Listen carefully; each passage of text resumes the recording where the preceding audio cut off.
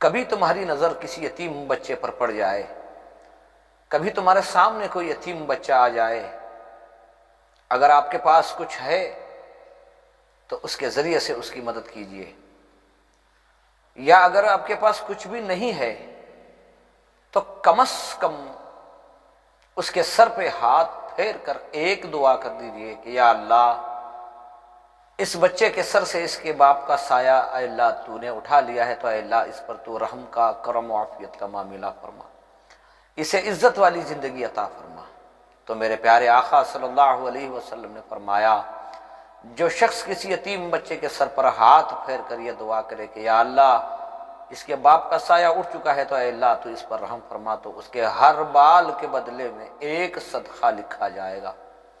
تو اے ایمان والو، کہیں ہماری خوشیوں میں کسی یتیم بچے کو بھی شریک کر لو،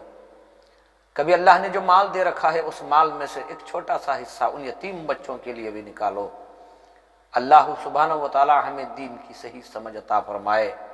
اور جب بھی کوئی یتیم ہمارے سامنے آ جائے تو یا اللہ جو حق اس کا ادا کرنا مجھ پر لازم ہے تو اے اللہ اس حق کو ادا کر کے الہ العالمین تیری رضا حاصل کرنے کی توفیق عطا فرمائے۔